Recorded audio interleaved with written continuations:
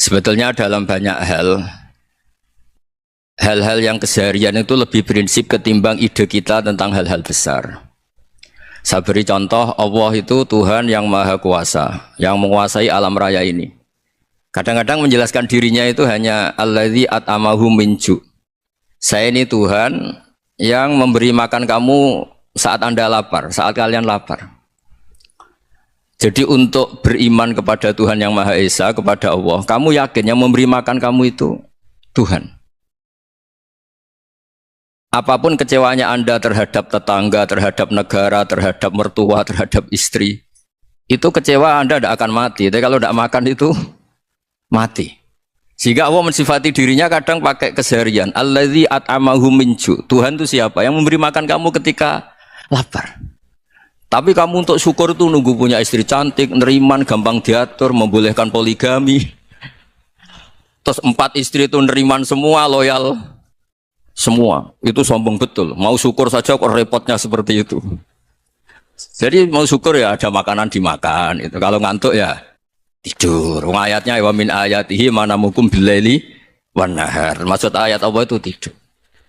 Nah, keangkuhan-keangkuhan ini yang menjadikan kita itu jadi repot hidup itu. Wong untuk syukur kok nunggu tadi.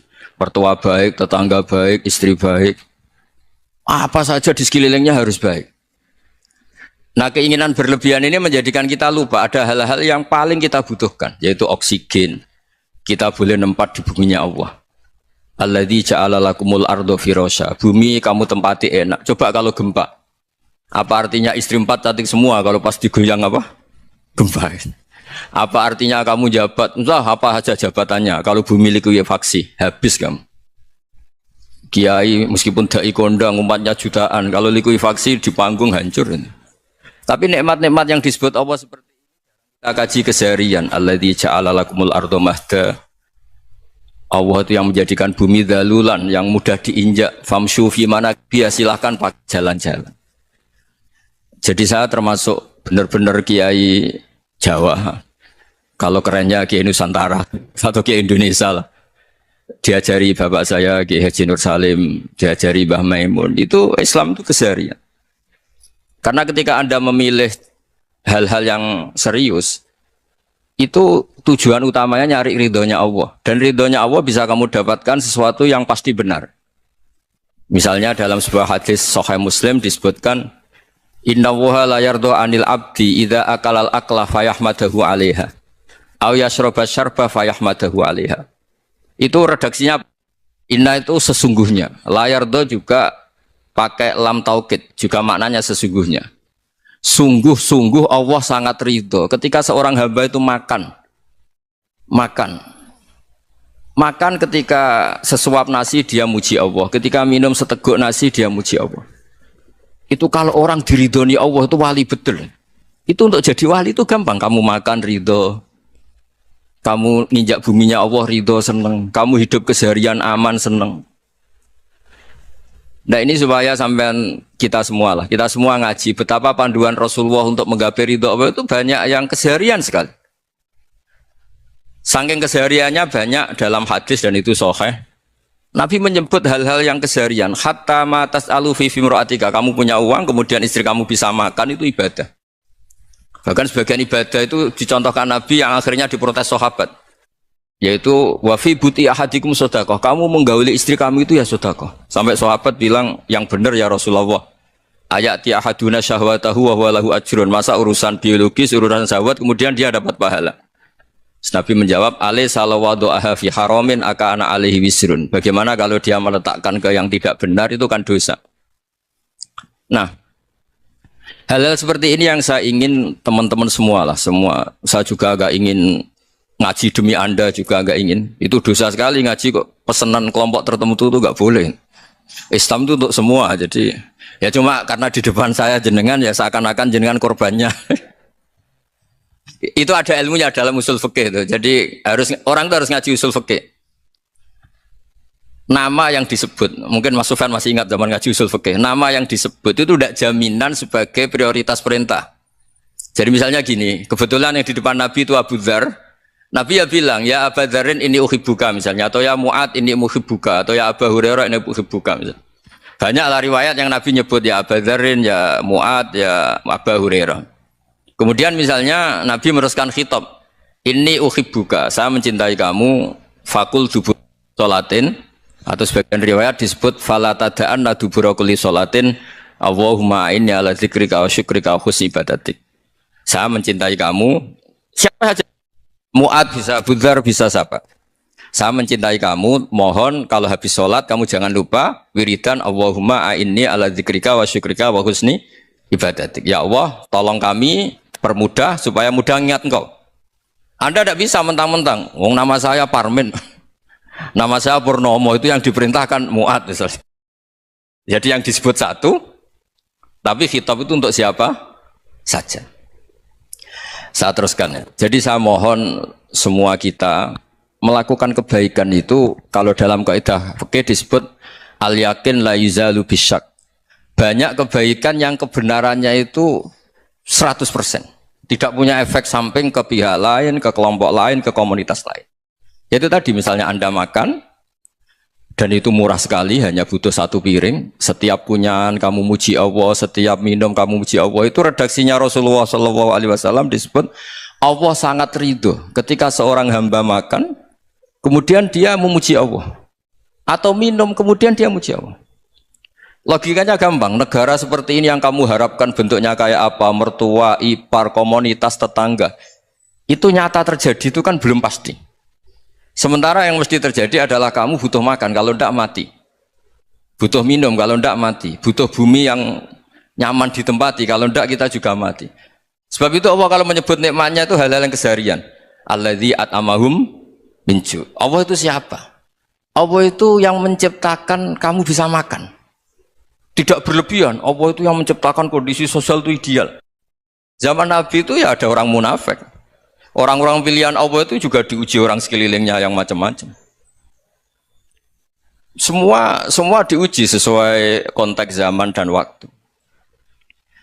Nah, tapi ada ibadah-ibadah yang selalu disarankan Nabi. Sampai Nabi itu pernah ditanya, ayul Islam ya khairun ya Rasulullah, Islam terbaik itu gimana? Jawaban Nabi itu unik, it'amu to'am. Islam terbaik itu ya makan-makan, santai-santai. Ketika Allah menyebut beberapa kebaikan, falak tahamal aqobah, wa ma adrokan apa? Mal aqobah. Terusannya apa? Fakku rokobah. Terusannya apa? Au it'amun fiyaumin di masubah. Ya, atau acara makan-makan itu juga Islam. Kenapa? Ya bayangkan kalau tidak ada makanan, kita mati kan? Kondisi sosial tidak ideal tuh Anda masih gak apa-apa. Tapi kalau Anda tidak makan, Anda tidak minum, kamu punya istri cerewet masih bisa hidup, punya mertua cerewet masih bisa hidup. Tapi kalau tidak makan bisa mati. Berarti penting mana istri sama makan? Penting mana? Makan. Semoga istri Anda dengar, nanti kamu disuruh makan tapi pulang deh. Itu kalau dibahasakan makan masih memahami. Penting mana nasi satu piring dengan istri. Nggak ada nasi mati, nggak ada istri belum mati. Penting mana? Gak berani jawab kan? Nah, ternyata Anda tidak garang kan di depan istri. Jadi saya mohonlah, mungkin Mas Sufyan Sauri tadi yang bisa bantulah. Teman-teman tuh ngaji yang keseharian saja. Karena kita nyari ridha Allah itu berdasar firman Allah. Dan firman Allah itu menyebut keseharian itu riang, gampang. Yaitu tadi misalnya wa min ayatihi manamukum billaili wan nahar. Termasuk ayat-ayat Allah itu kamu tidur. Maka dulu itu ada guyonan, ada tokoh Mu'tazilah, kelompok dalam Islam yang berpikir manusia itu bisa menentukan ikhtiarnya sendiri. Karena saya bisa duduk, ingin berdiri, berdiri. Karena kelompok ini nggak terima kalau semua kehendak Allah, nanti bagaimana kalau semua kehendak Allah kok ada hisab ya, ada sanksi. Lucunya itu dia akhirnya ini cerita ya, mencintai seorang perempuan cantik sekali. Dan itu dia menjadi ahli sunnah itu oleh hal-hal yang sepele. Karena istrinya cantik, ya namanya suami istri itu hubungan intim. Terus ditanya, Mas, masih ingin lagi? Masih. Silahkan diulang lagi. Wah ya tidak bisa. Katanya manusia bisa menentukan yang diinginkan. Itu tobat itu. Itu nggak bisa ditobatkan Mas Sufyan Ats-Tsauri. Orang cantik yang mudah nobatkan orang itu orang cantik. Segampang itu. Akhirnya kita tahu, makanya kalau dalam kitab Hikam itu disebut Al-akil mayakul madza yaf'alu wa hubi wal ghafil mayakul madza af'al. Orang yang punya akal karena sadar ini wilayah Allah, semua milik Tuhan. Itu dia tiap hari berpikir, besok Allah akan melakukan apa terhadap dunia ini. Kamu merencanakan sesuatu mau plesir ternyata gempa. Mau wisata ke Rusia ternyata perang. Kamu tidak pernah tahu apa yang akan terjadi besok. Wa ma tadri nafsum madza taksibu ghadan. Tapi anda semua kita ini sering punya jadwal permanen. Makanya saya kalau diundang siapa saja, sanad takdir. Yang jelas Gus ini acara penting. Ya masih acara penting nak pangeran ngersakno piye? Kok ape dadi pangeran? Kamu kok mau jadi Tuhan? Itu kadang ya kiai gitu. Penting Gus acara ini jenengan harus memastikan bisa. Loh kamu itu yang ngajarin tauhid, sesuatu itu biadillah kok bilang-bilang apa pasti. Kalau maksa terus tak tobatkan loh kamu kata saya itu. Ya kalau gitu Gus bilang insya Allah. Wah itu hati saya, fisik saya, roh saya sudah bilang insya Allah. Enggak usah kamu latih kata saya. Nah hal-hal tauhid keseharian itu gampang sebetulnya. Wal ghafil yaqulu madza af'al. Tapi orang yang lupa Allah dia setiap hari bilang besok apa? Kita bisa melakukan apa? Seakan-akan dia itu aktor, dia penting, dia subjek permanen, dia. Padahal kita ini hanya objek kehendak Allah Subhanahu wa taala. Karena kita yakin sesuatu yang terjadi di alam raya ini kita tidak bisa apa-apa. Makanya saya sering ngaji, sering bilang saya. Ketika Anda mensifati Allah, dia yang menghidupkan. Sudah itu tanamkan, sehingga ketika kita mati, santai saja. Kenapa santai? Allah punya cara menghidupkan kita. Zaman kita hidup juga gak tahu caranya ngelola jantung, ngelola paru-paru. Kamu juga gak tahu ngelola oksigen yang tidak beracun, tidak ngandung polusi. Tahu-tahu hidup. Gak ingin tua ya tahu-tahu tua, gak ingin mati tahu-tahu mati. Selama ini kita hidup juga gak tahu apa sebetulnya. Hanya gaya tok, punya jadwal, punya planning. Kalau kamu bisa menentukan pilihan Anda, pasti Anda istrinya cantik, 4 neriman semua, kona'ah semua. Nyatanya enggak kan? Sudah 1 jelek, cerewet. Oh itu kan, nyatanya enggak bisa apa-apa Anda kan? Dan kamu bawa mati lagi. Itu kan, istri Anda juga gitu, punya keinginan, punya suami yang ganteng, yang jabat, yang neriman, yang enggak poligami. Ya enggak kesampaian juga. Kalau kita ngitung tingkat kegagalan kita itu gagal terus. Ya kan? Nah, terus ingat Allah, madza yaf'alu wa hubi. Orang yang punya akal selalu berpikir Allah itu menghendaki apa terhadap saya. Lalu sama-sama orang gitu. Ngelihat orang yang serius, itu kata Anda itu pemikir berat, serius. Senang punya tokoh yang merengut karena kamu anggap serius. Tapi sebagian orang anggap orang yang serius itu wong merengut, wong masam, wong muka kok ditekuk. Jadi sama itu hati ya muqallibal qulub tsabbit qalbi ala dini, karena kita enggak tahu cara berpikir kita tentang orang lain, tentang sekeliling kita. Misalnya kita orang baik yang jenis ngrumat fakir miskin. Ada orang bangun masjid mewah itu janggal. Apa artinya masjid mewah kalau banyak orang kelaparan? Tapi kalau yang jenis pendidikan apa artinya masjid mewah kalau tidak bisa ngaji? Nanti yang jenis infrastruktur apa artinya ini kalau semuanya punya sudut pandang yang berbeda-beda. Dan Islam mengapresiasi semua kebaikan. Tapi katakan semua kebaikan itu adalah kehendak Allah Subhanahu wa taala. Karena apapun baik Anda itu pakai fasilitas yang diberikan oleh Allah Subhanahu wa taala. Sehingga ini yang disebut qulillah tsumma darhum fi khawdihim yal'abun. Ya kembali tadi ke tema-tema bahwa keseharian Anda ini sudah Islami. Saat Anda tidak bisa melakukan apa saja. Saya sering ada jenazah, biasanya kalau tetangga meninggal saya sering disuruh ngelepas. Saya bilang orang ini baik karena sering ngelamun di rumah, sering nganggur di rumah. Ditanya sama anaknya, kenapa Gus nganggur baik? Ya kalau dia nganggur artinya juga agak berbuat sesuatu yang maksiat kan? Ya kan? Orang nganggur di rumahnya ya tidak bunuh orang, tidak maling, tidak korupsi. Ya namanya nganggur di rumah. Lah cuma istri cara pandang nganggur gak menghasilkan uang gitu. Tapi juga gak menghasilkan kriminal kan? Jadi sebenarnya Islam itu makanya kalau sampai ngaji usul fikih itu ada kitab usul fikih namanya Lubul Usul, itu terkenal sekali di pesantren itu. Itu kalau ngapresiasi keseharian itu luar biasa. Izma min mubahin illa wa yatahaqqaqu bihi tarku haramimma. Karena keseharian yang mubah saat Anda lakukan itu ada kehebatan yang luar biasa, yaitu meninggalkan haram. Makanya dulu banyak orang-orang alim ketemu temannya itu guyon sampai semalaman. Itu biasanya yang semangat Islam itu kiai kok udah tahajud, kiai kok udah witir. Orang yang sedang mapan uangnya banyak, malam itu udah kelayaban itu sudah luar biasa. Melawan nafsu supaya tidak maksiat itu sudah luar biasa. Supaya lupa guyon sama temannya semalaman sampai subuh. Gejolak-gejolokan ngenang zaman miskin, zaman kuliah nggak jelas, zaman apa. Melihatnya jangan tarkut tahajud. Seperti ini meninggalkan tahajud, tapi meninggalnya ini talkul muharramat. Jadi kayak apa hebatnya? Sehingga Imam Ghazali punya riwayat yang agak unik. Hatta takuna ibadatu akhiri hadil ummah iku an-naum. Sehingga suatu saat ibadah terbaik umat ini itu tidur. Itu kan riwayat kontroversi. Ketika Imam Ghazali ditanya, kenapa iya? Kenapa kamu mulai keluar dari rumah itu sudah banyak maksiat? Melihat perempuan yang enggak mahram, melihat fenomena. Tapi kalau kamu tidur itu enggak melihat apa-apa. Tapi juga kamu jangan nganggap tidur itu ibadah betul. Saatnya melakukan fardu ain malah masih tidur. Tapi itu sudut pandang yang menjadikan kita Islam itu gampang. Jadi saat Anda tidak bisa aktivitas apa-apa, misalnya ada beberapa orang yang lumpuh. Lumpuh itu memang nggak bisa Jumatan, nggak bisa ibadah, tapi dia juga nggak bisa maksiat. Tidur itu memang Anda saat itu tidak bisa tahajud, tidak bisa witir, tapi saat itu ada zina, ada maling, tidak gosipkan orang, tidak bully orang, tidak menanamkan kebencian, tidak hasud. Sehingga tidur menurut Allah Ta'ala wa min ayatihi manamukum billaili apa? Wan-nahar. Karena di tidur itu selain ada unsur istirahat, jaga kestamina, juga ada unsur meninggalkan beberapa keburukan. Nah saya mohon ibadah yang keseharian ini kita jaga.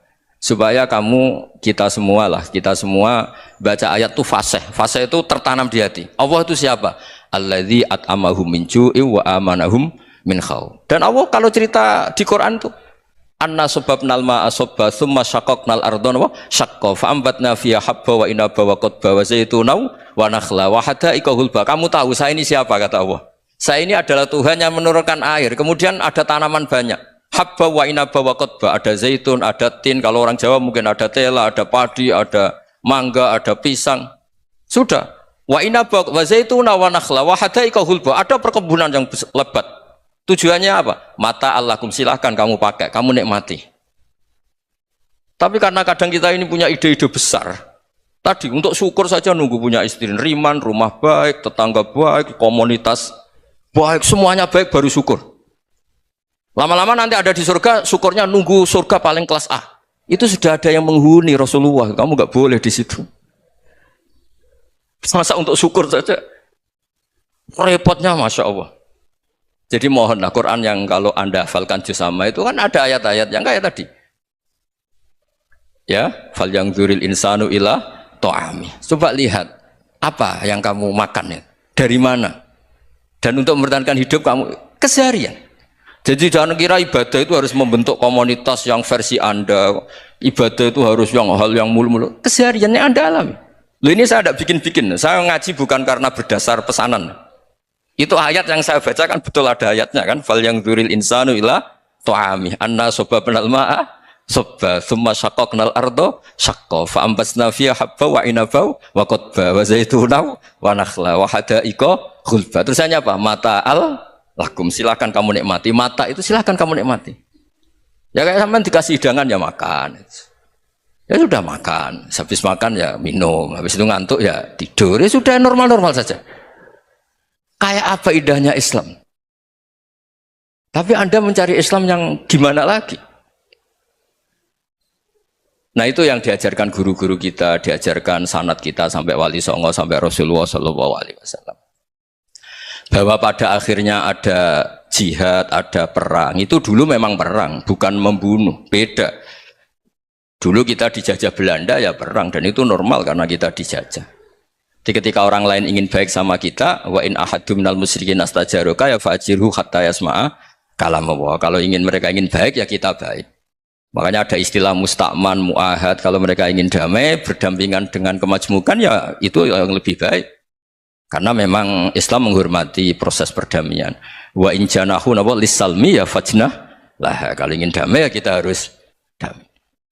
Jadi andai kan dulu Belanda datang ke Indonesia kok minta besanan gitu. Ya mungkin kita juga seneng karena memperbaiki hidung kan kalau kita besanan gitu. Nah tapi wong jajah dulu itu kan masalah kan? Apa? Masalah kan? Jadi saya mohon ya, jadi Makanya saya tadi minta sama Bapak Kadensus kemarin juga pernah main ke saya. Jangan sering ketemu saya ini sudah uzlah, saya ini sudah mau daftar jadi resi. Saya itu kemarin di muktamar juga agak datang, acara di Jogja juga sudah. Karena memang keluarga saya dulu itu bahasa ya, bapaknya bapak saya itu gak keluar rumah itu puluhan tahun. Memang punya adat uzlah. Ya makanya ngaji saya ngaji aja yang gampang-gampang aja, yang nggak orderan, yang nggak pesenan ngaji aja dulu yang gampang. Saya ikhlas, yakin betul saya ikhlas. Ikhlas itu menurut saya itu roh. Orang nggak ikhlas menurut saya itu orang aneh. Ikhlas itu gampang, sudah saya bilang. Kalau kamu yakin ilmu itu milik Allah, ngasihkan juga ikhlas itu milik Allah. Apa sih yang kamu punyai sehingga kamu udah ikhlas? Uang milik Allah, energi kita milik Allah, bumi milik Allah. Kemudian kamu merasa memiliki. Merasa memiliki itu kalau dalam ilmu tasawuf sudah kesalahan kan. Bagaimana Anda punya? Coba tahu-tahu tanah itu kok milik Anda. Karena saya beli, saya beli dari orang, dari Zaid. Padahal yang asli punya itu Allah. Apa benar kamu pernah beli sama Allah? Zaid ini pemilik nisbi, pemilik yang enggak sebenarnya kan. Ya enggak? Yang benar-benar pemilik itu Allah. Kok kamu ngerasa itu bumi kamu itu atas nama apa? Coba. Milik kan harus beli atau dikasih. Tidak semua kan? Nah, makanya terus famshu fi manakibiha, dan Allah menyebutnya, sudah saya ini yang menciptakan bumi. Waladzi ja'ala lakumul arda dalulan. Dan Allah menyebutnya sederhana, famshu fi manakibiha, silakan jalan-jalan. Terusannya apa? Wa kulu mirizki, silakan makan-makan. Jadi Islam itu yes. Ya, makanya kiai-kiai itu ada acara makan, sampai ada guyonan fikuli makanin makan di setiap tempat ya makan sih. Nggih ngoten nggih, pokoke sing gampang-gampang mawon nggih. Wis nggih Mas Sufyan nggih sing gampang-gampang mawon nggih. Assalamualaikum warahmatullahi wabarakatuh.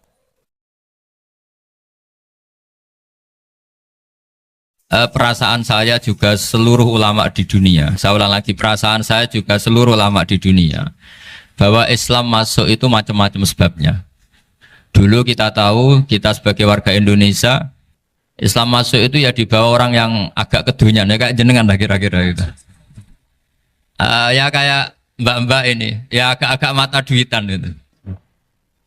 Karena kita tahu rata-rata di sejarah mengatakan Islam di Indonesia dibawa kiai apa pedagang. Pedagang tuh nyari uang apa nyari dakwah kira-kira. Ya semoga Anda mirip-mirip seperti itu.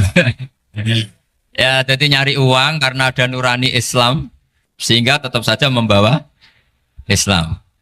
Saya tidak tahu Islam Anda ala apa, tidak tahu. Pokoknya mau ngaji ya berarti Islam ala ahli sunnah apa? Wal jamaah. Jadi ini penting saya utarakan bahwa Islam itu agama yang mudah difahami sehingga dibawa pedagang saja ya kasil gitu. Dibawa orang yang kedonyan kayak jenengan juga kasil gitu. Dibawa orang baik ya kasil, dibawa orang broken juga kasil. Ini penting saya utarakan karena saya ngaji di mana-mana bilang ciri utama kebenaran absolut adalah kebenaran yang bahkan orang nggak benar saja bisa bawa. Tapi bukan berarti saya dukung Anda tidak benar, kan sudah tidak benar dulu sebelum kenal saya. Tapi nggak apa-apa, nggak benarnya umat Islam insya Allah dimaafkan sama Allah Subhanahu. Ya asal tobat maksudnya. Nggak, ini saya beri satu konstruksi pikiran yang saya sering utarakan di ngaji saya. Sampai sekarang saya coba saat tes ini kan di kampus ya, di apa bacanya ini Kim University yang global leader apa in the world itu. Ini keren lah. Jadi acara ilmiah kita ditakdir di gedung apa? Kampus, gedung universitas di begini. Kalau 1 ditambah 1 2 itu namanya hakikat. Ciri utama hakikat adalah siapapun akan menerima. Saya sekarang tanya sama Anda, kira-kira 1 tambah 1 2 itu musuh Anda pun mengatakan 2 apa tidak? Ya. Pekerja Korea ya bilang 2, Rektor Al-Azhar juga bilang 2. Kamu yang sekarang sedang mungkin sebagian broken sama istri juga bilang 2. Istri kamu yang mangkal sama kamu juga bilang 2.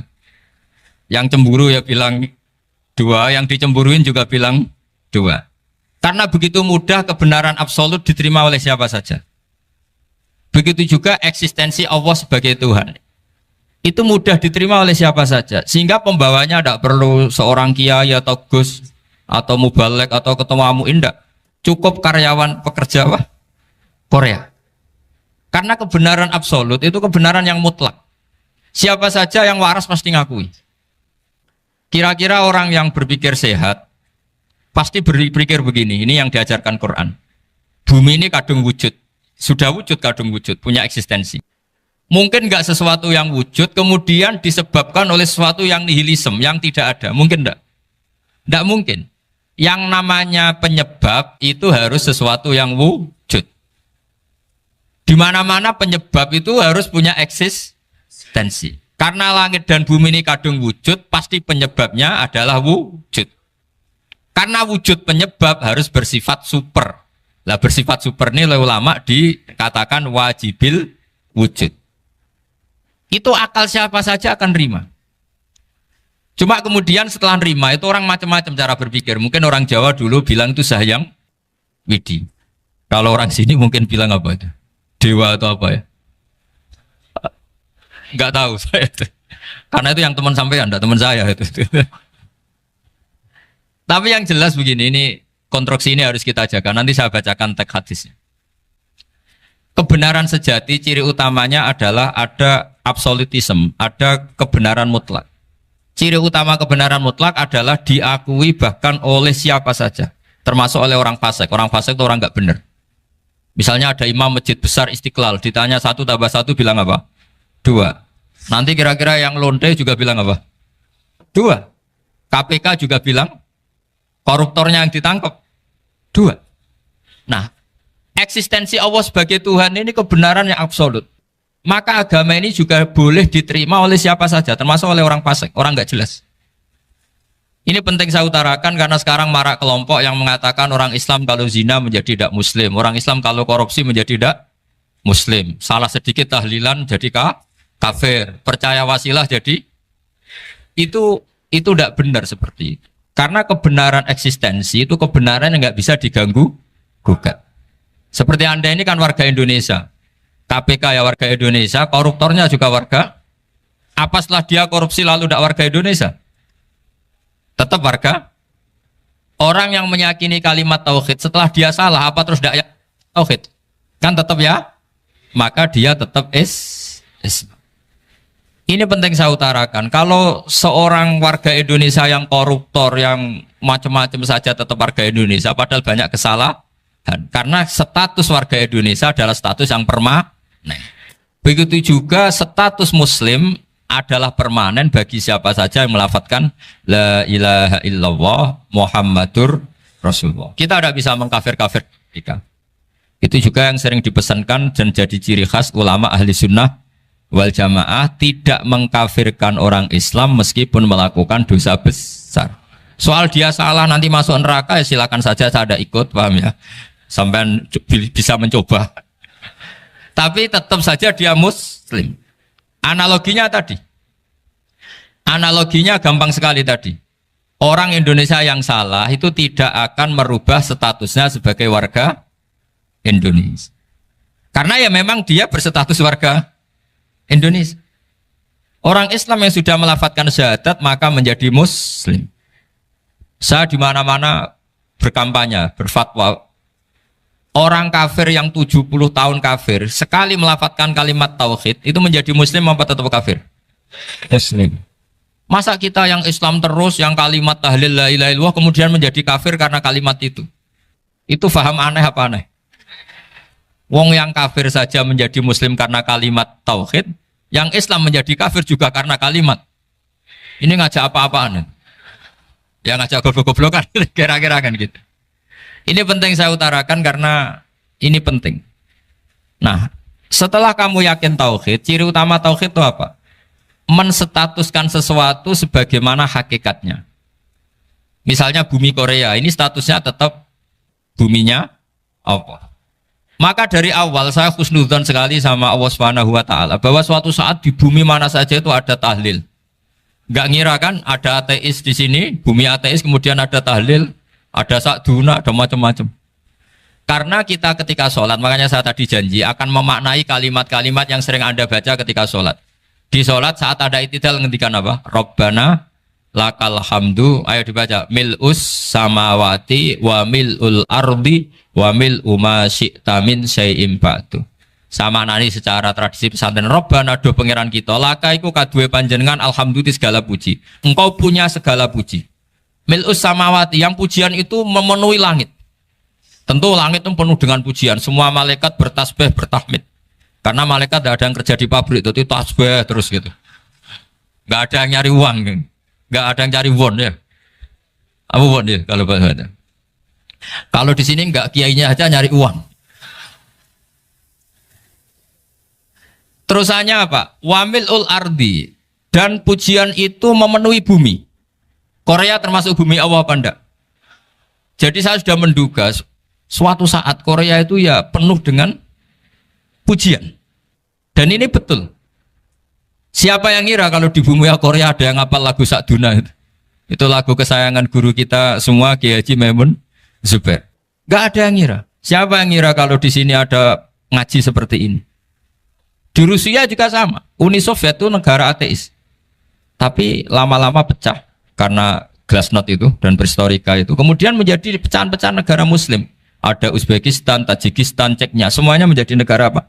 Muslim. Karena dari awal lakal hamdu mil'us samawati wa mil'ul ardi. Dan pujian itu pasti memenuhi langit, juga memenuhi bumi.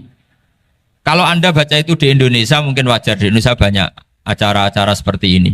Tapi kalau di Korea, ternyata benar. Dan Anda ini kalian semua termasuk pembuktian benarnya wa mil'ul ardi. Keren kan teman? Oh keren sekali, bukan sekedar keren sekali. Makanya saya jarang diundang pengajian mau tapi diundang di Korea mau. Tapi saya ada niat datang undangan, memang saya ingin datang. Jadi, ya karena itu. Ini bentuk penghormatan saya. Bentuk penghormatan saya bahwa pada akhirnya benar-benar lakal hamdu mil'us samawati wa mil'ul ardi. Jadi Anda tidak perlu pesimis, dulu Indonesia juga seperti itu. Banyak Buddha, Hindu, macam-macam ateisme. Kemudian berkatnya para ulama sekarang jadi negara yang mayoritas Muslim. Korea, barokahnya orang-orang kedonyan seperti ini banyak Islam itu. Gak apa-apa. Karena sebagian agama Islam, sebagian sejarah ditulis di bawah pedagang-pedagang Gujarat. Kira-kira orang Gujarat ke Indonesia dulu yang namanya pedagang cari apa? Uang. Tapi namanya orang Islam hatinya tetap adanya tauhid. Nyari uang ya tetap sambil dakwah. Kalau yang ke Korea langsung kiai mungkin tidak seramai ini Islam. Karena kalau kiai datang langsung dicurigai jadi misionaris. Jadi ribet malah. Tapi kalau sampean nggak ada yang curiga. Namanya pekerja saja nyari uang. Dan itu memang fakta. Cuma kadang ya sadar terus ya bagus lah seperti itu. Nggak apa-apa. Maksud saya ini saya memberi support, memberi tasjek bahwa Allah itu luar biasa. Jadi kalau ingin menyebarkan agamanya macam-macam. Kadang kiai tidak bisa mengislamkan orang, itu anak-anak mahasiswa pacaran, itu banyak yang pacarnya itu masuk Islam. Tapi sampean jangan bilang pacaran halal, ya tidak pernah halal. Tapi Allah kalau menghendaki memberi hidayah itu jalannya macam-macam. Ada yang lewat kerja, coba yang bayangkan ada tahlilan di Korea itu semua kiai tidak pernah bayangkan. Tapi setelah banyak pekerja di sini, kemudian mereka insaf atau sedang insaf, tidak tahu ini. Sampai kapan insafnya juga tidak tahu. Tapi yang jelas ini hebat. Ini apa? Hebat. Tahu-tahu ya seperti ini. Makanya iman saja Rabbana lakal hamdu mil'us samawati wa mil'ul ardi. Masih ditambahi wa mil'u ma syi'ta min syai'in ba'du. Karena Allah itu zat yang tidak terperikan, zat yang tidak terbatasi. Maka pujian di langit dan bumi ini masih kurang. Masih ada apa saja yang nanti akan dipenuhi oleh pujian kepada Allah Subhanahu wa ta'ala. Wa mil'u ma syi'ta min syai'in ba'du. Dan pujian kepada Engkau ya Allah akan memenuhi semua ruangan yang Engkau kehendaki. Mungkin suatu saat negara-negara yang sekarang yang paling minim Islam itu di Amerika Selatan, kayak di Argentina dan sebagainya. Itu nanti suatu saat juga penuh dengan pujian, karena tetap Rabbana lakal hamdu mil'us samawati wa mil'ul ardi wa mil'u ma syi'ta min syai'in ba'du. Saya di Jogja setiap akhir ngaji saya ajarin wiridan. Mungkin wiridan ini tidak asing bagi jenengan karena sering saya baca. Subhanallah wa bihamdihi adada khalqihi wa ridho nafsihi wa zinata arsyihi wa midada kalimat. Bahwa kita memuji Allah itu adada khalqi, sesuai jumlah makhluk Allah. Semua makhluk Allah meskipun kelihatannya mengecewakan, ini semuanya memuji sama Allah Subhanahu wa taala. Meskipun kadang kita kecewa, kadang kita tidak cocok. Coba barokahnya Anda ini agak-agak kecewa gitu dengan Indonesia karena nggak menyediakan lapangan kerja untuk Anda. Tapi ya nggak kecewa-kecewa amat ya, agak-agak saja. Karena Anda tetap semua mencintai Indonesia. Gara-gara agak-agak kecewa cari negara lain. Akhirnya di Korea, ada yang di Jerman, ada di Inggris. Tapi bawaan pernah ngaji di musola, Islam ini ke bawah. Sehingga karena Islam ini ke bawah, tahu-tahu ada komunitas yang memikirkan Islam. Umumnya orang mikir Islam itu ya bikin masjid. Kalau di Korea unik, nyewa apa? Nyewa gedung untuk masjid. Itu kalau diceritakan di Indonesia aneh. Ini masjid sewaan. Masjid. Tapi kalau di sini lazim, karena kalau beli mahal ya cukup sewa. Saya tidak tahu kalau dalam terminologi agama tempat Anda sujud ini nanti jadi saksi di akhirat. Itu yang permanen apa yang sewaan tidak tahu. Jadi nanti bumi ini tanya, ya saya ya Allah pernah dipakai sujud, tapi setelah 1 tahun nggak kuat menambah lagi. Makanya saya dukung tadi yang ada gerakan masjid apa. Sebenarnya permanen nggak permanen itu tetap bagus, tidak usah memaksakan. Yang jelas saya sudah ikut nyumbang lelang tadi, dan saya berharap uang itu benar-benar untuk masjid. Kalau untuk tamirnya juga nggak apa-apa, yang penting untuk menghidupi masjid. Saya juga termasuk kiai yang nggak suka kalau hukum itu terlalu fanatik. Misalnya uang ini untuk masjid, kemudian imamnya diterlantarkan karena alasannya ini untuk masjid. Imam kan tidak masjid. Nah ini kalau imamnya nggak diservis kemudian mutung terus pulang ke Indonesia, ini jadi masalah. Tapi saya juga nggak suka kalau ada negara gitu. Betul-betul saya tidak suka. Yang imamnya itu terlalu diservis. Ini buruk sekali kan. Pernah ada anekdot, ini anekdot tapi nyata. Ada negara yang sangat sehat, Islamnya sangat sehat. Itu imamnya 1 bulan tuh digaji 70 juta. Kira-kira 70 juta dibagi 1 hari berapa? 5 sholat ya? 5 kali 30 berapa? Kira-kira saja. 150. Berarti per sholat dapat berapa ya? Kira-kira. Kan biasa potong gaji kalau berapa kira-kira? Singkat cerita, si kiai dari luar negeri tadi cerita apa Indonesia? Kiainya miskin-miskin, datang ke masjid kan kadang pakai ontel, adzan sendiri, qomat sendiri, sholat sendiri kadang. Itu nasib orang-orang Sragen dan Salatiga sebagian. Itu yang lapor karena mereka itu. Kalau Rembang insya Allah enggak. Tapi ada semuanya Salatiga, sebagian begitu. Itu yang cerita kiainya, bukan hoax. Memang kiainya cerita. Nasib kiai di Salatiga Gus katanya. Itu digojlok, tapi tetap sholat. Sehingga cerita orang tadi cerita, imamnya di sana naiknya Mercy, muadzinnya pakai BMW. Itu tetangga sebelah Indonesia banyak yang fasilitas imam seperti itu. Karena gajinya sampai 70 juta. Setelah dia cerita bangga karena negaranya mengapresiasi imam sholat, sama kayak Indonesia dia omongin gini, makanya kamu sholat terus, takut potong gaji ya. Gitu. Itu kagetnya bukan main dia. Dikira itu satu sifat kelebihan negaranya, ternyata buruk sekali karena imam sholat karena takut potongan gaji. Akhirnya ke Indonesia bangga, alhamdulillah kita sholat tambah gaji dan tetap sholat. Keren mana yang digaji sama Anda? Ini yang di atas ini banyak calon imam. Tidak keren mana imam yang digaji sama Anda? Keren yang enggak. Tapi kalau pertanyaannya dibalik, keren mana jamaah yang peduli imamnya sama yang enggak peduli? Jadi jawabannya harus tetap seperti itu. Imamnya keren yang ikhlas. Tapi jamaahnya keren yang peduli imamnya. Jelas ini ya fatwa saya ya. Gimana? Imamnya baik yang ikhlas. Tapi jamaahnya baik yang peduli nasibnya. Tapi sekali imam dari awal gak ikhlas itu harus di PHK. Itu bahaya bagi agama kalau awalnya sudah ada ikhlas. Karena nanti setelah habis subuh terus dihitung. Wong setahu saya sholat terus kok kenapa gajinya tinggal segini? Ya, setahu saya sholat terus kok gajinya tinggal segini. Terus nanti takmirnya bilang kemarin duhur Pak Yai tidak ngimamin, kemarin asar tidak ngimamin. Terus dihitung. Bisa enggak agama akan berjalan seperti itu? Enggak kan? Ya makanya pertanyaannya tadi, suka atau punya imam ikhlas? Suka. Tapi imamnya juga suka kalau jamaahnya peduli. Ini penting. Jadi saya mensupport Anda, mensupport kalian semua bahwa agama ini akan diurus oleh Allah Subhanahu wa taala. Makanya Sayyidina Umar radhiyallahu anhu kalau disuruh mikir agama itu tidak mau. Tidak mau betul. Ketika Umar jadi khalifah itu puncak keemasan masa Islam. Semuanya stabil, semuanya hebat. Sampai Irak, Iran zaman itu Persia masih semuanya, Mesir itu semuanya ikut Islam. Ketika Islam pada puncaknya, yang dikhawatirkan oleh masyarakat adalah begini. Lalu setelah Umar itu bagaimana? Islam setelah dipimpin orang yang tangguh, yang kuat, yang waroi, yang zuhud. Lalu setelah Umar itu gimana? Tapi Umar disuruh mikir gak mau. Sampai setiap Abdullah bin Umar jalan-jalan di kampung-kampung itu abahnya dianggap pecundang. Tahu sampean pecundang? Orang yang gak tanggung jawab. Karena orang-orang bilang gini, ya Abdullah bin Umar, bagaimana pendapat Anda kalau ada penggembala kambing di tengah hutan atau di tengah padang rumput, kemudian dia ninggal gelanggang kambingnya. Kamu anggap penggembala ini gimana? Oh itu penggembala yang dolim itu. Pasti kalau kambing ditinggal ya kacau.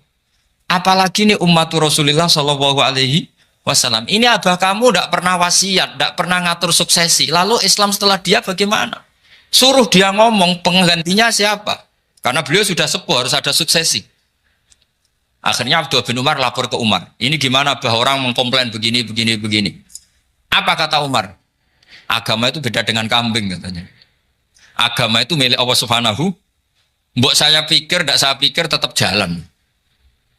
Nah ini terbukti. Jangan ulama ya ndak, mufti ya ndak, tapi bisa menjalankan agama. Kalau agama sampean pikir malah rusak. Sudah pokoknya lakukan saja, tidak usah dipikir. Akhirnya betul. Karena agama ini milik Allah. Soal kita serius memikirkannya itu karena khidmah, karena kita ingin berbakti pada agama. Tapi Anda tidak boleh berpikir kalau agama ini butuh pemikiran Anda. Beda loh ya. Kita khidmah agama serius karena kita ingin mengkhidmai agama. Tapi agama ini tidak pernah butuh kita. Karena agama ini akan diurus oleh Allah Subhanahu. Coba pas sampean kecil, orang jilbaban di Indonesia itu banyak apa banyak sekarang? Banyak sekarang. Kiainya mutu orang dulu apa mutu orang sekarang? Tapi perkembangan Islam itu ramai sekarang apa ramai dulu? Ramai sekarang. Islam menyebar di seluruh dunia itu zaman Wali Songo, zaman sampean keren mana? Keren sekarang. Kualitas solehnya sampean sama Wali Songo? Wali Songo. Ini betul. Karena agama ini diurus oleh Allah Subhanahu wa ta'ala. Maka kata Sayyidina Umar, agama ini innallaha ta'ala yakhfadhu dinah. Innallaha ta'ala la yudhi'u khilafatahu waladina. Allah itu tidak akan menyia-nyiakan agamanya. Ini terbukti. Agama ini pernah dipimpin orang terbaik di dunia, yaitu Rasulullah Shallallahu Alaihi Wasallam. Ketika beliau intakola ila rofiqil ala, ketika beliau pindah ke alam sana, diteruskan oleh sahabat yang tentu jauh di bawah Rasulullah. Diteruskan tabiin, diteruskan para wali songo, diteruskan sang sampean yang jauh di bawah wali songo. Sejauh-jauhnya. Tapi agama jalan sampai Korea. Agama jalan sampai apa? Dulu Wali Songo itu hanya sampai Mojokerto, sampai Tulungagung. Di bawah sampean, Kelayaban sampai mana ini? Korea. Coba kalau Allah tidak ngurus, nggak bisa. Yang gerakkan hatinya sampean peduli sama masjid siapa? Allah Subhanahu wa ta'ala. Yang menggerakkan hati sampean peduli sama agama siapa? Allah. Tapi yang menggerakkan sampean ke Korea apa? Uang kan?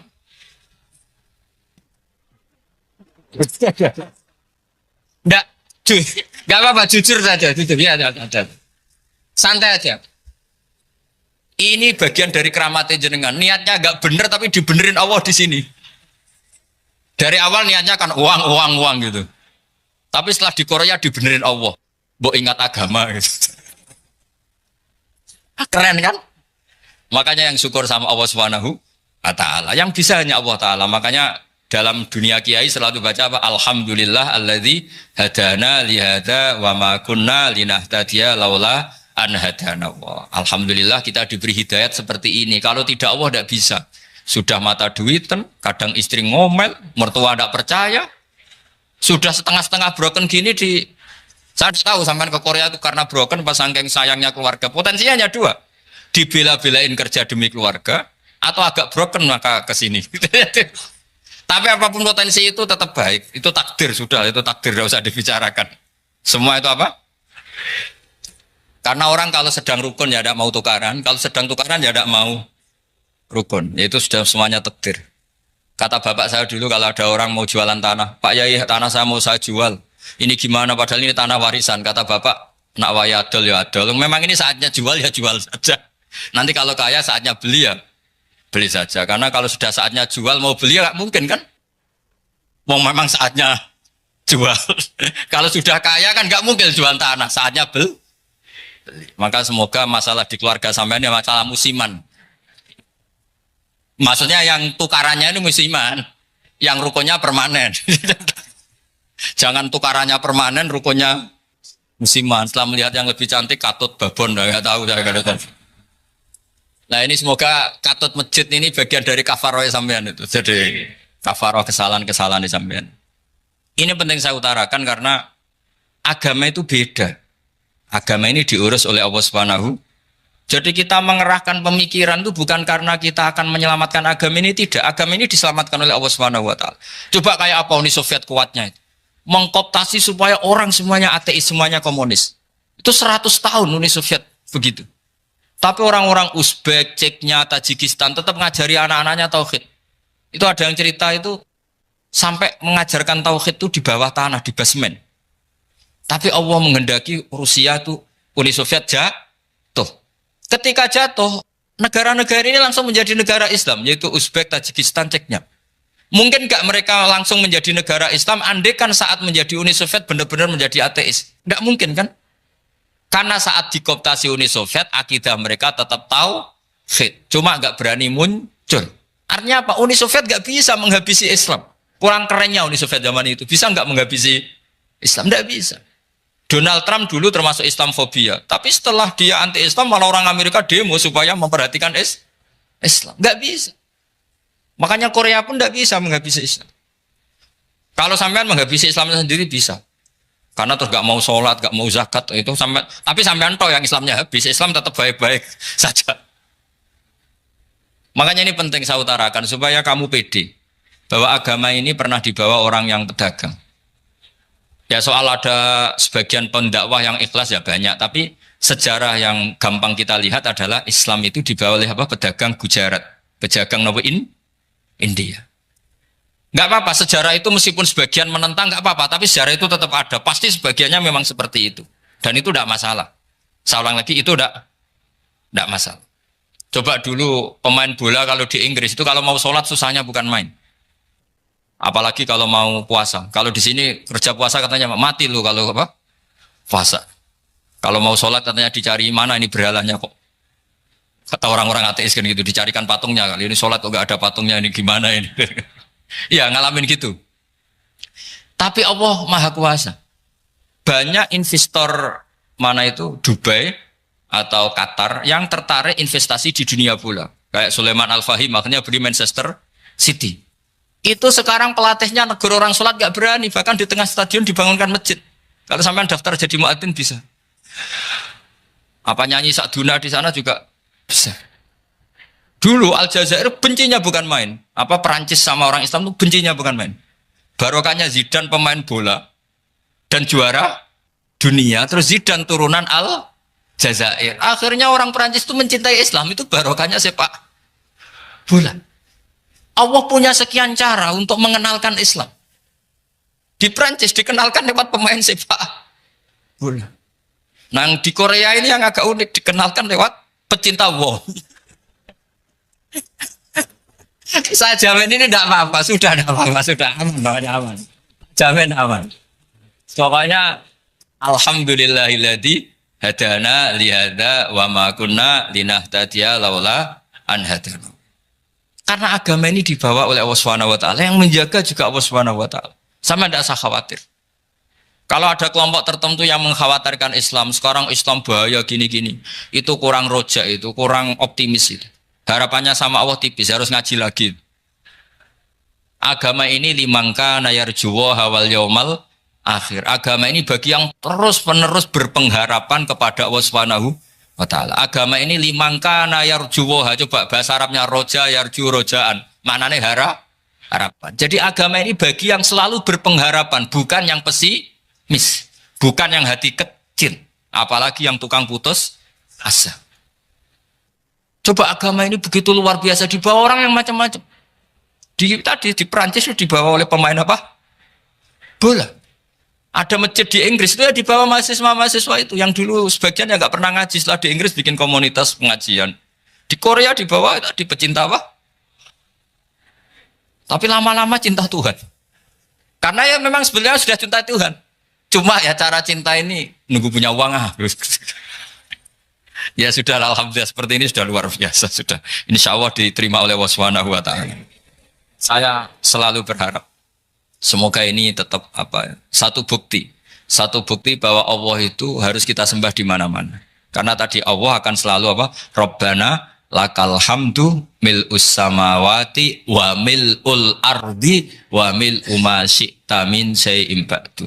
Bahwa pujian kepada Allah akan selalu memenuhi langit dan memenuhi bumi. Bumi Korea termasuk buminya Allah. Makanya pegangan yang saya minta sama pengurus untuk di-share adalah Dawai Rasulullah Shallallahu Alaihi Wasallam. Mungkin nanti panitia harus menge-share itu. Ini Musnad Ahmad, riwayat dari Imam Ahmad. Al-Bilad bila dua. Sudah punya? Nanti di-share ya yang gitu. Al-Biladu bila dua. Bahwa negara hakikatnya adalah negara Allah. Wal ibad ibadullah. Semua hamba hakikatnya adalah hamba. Di hadis itu fahaitsuma asabta khairan fa'akim. Kapan saja kamu menemukan kebaikan di tempat Anda berdomisili, fa'akim, kamu tidak apa-apa di sini. Kamu di sini dapat uang, dapat masjid, dapat sewa masjid. Tidak tahu sewa apa permanen, pokoknya itu bagus gitu aja. Buminya dirayu, bumi meskipun ini nggak permanen, tapi tetap jadi saksi loh ya. Harus ada kompromi ini. Karena kalau dengar orang Indonesia jadi aneh, masjid kok nyewoi. Tapi aneh di Indonesia, ada aneh di sini, sampean tenang saja. Tentu malaikat pencatat di sini juga sudah tahu kalau sebagian masjid itu sewaan. Jadi ya ada eskal-eskal amat lah, sudah. Nggak janggal-janggal amat karena kondisional Jadi saya nanti minta panitia supaya mengeser tadi hadis riwayat siapa? Imam Ahmad bin Hambal yang diriwayatkan oleh salah satu minal asroh al-mubasyarina bil jannah, yaitu Zubair bin Awam. Nabi ngendikan al-biladu biladullah, negara mana saja adalah negara Allah. Wal ibad ibadullah, semua hamba adalah hambanya Allah. Fahaitsuma asabta khairan, di mana saja kamu mendapatkan kebaikan, fa'akim, kamu tidak apa-apa berdomisili di situ. Ya saya mohon ini penting sekali. Pokoknya saya mohon kalimat tauhid ini dijaga. Karena kalimat tauhid ini kata semua ulama kasyajaratin thayyibatin asluha tsabitu wa far'uha fis sama. Dan kalimat tauhid ini pasti tu'ti ukulaha kullahinim bi'izni rabbiha. Kalimat tauhid yang dibawa umat Islam seluruh dunia. Meskipun dia orang fasik, orang enggak benar, tetap tu'ti ukulaha kullahinim bi'izni rabbiha. Kalimat ini akan membawa berkah bagi orang yang dihinggapi atau didomisili umat Islam. Coba sebagian nanti orang Korea menjadi muslim itu karena di sini ada komunitas pekerja muslim, kemudian menyisakan atharul Islam. Jejak-jejak Islam. Enggak apa-apa. Pasti kalimat ini tu'ti ukulaha kullahinim bi'izni rabbiha. Jadi kalimat tauhid adalah kalimat yang kata Allah tu'ti ukulaha kullahinim bi'izni rabbiha. Anda tidak usah khawatir bahwa apa yang Anda lakukan apapun kecilnya akan ditulis oleh Allah Subhanahu wa taala. Kata Allah wa naktubu ma qaddamu wa atharahum. Gimana di surat Yasin itu? Inna nahnu nuhyil mauta wa naktubu ma qaddamu wa atharahum. Saya bisa menghidupkan orang mati dan semua amal kalian saya tulis, kata Allah. Wa atharahum, dan jejak-jejak yang pernah kalian lakukan juga ditulis.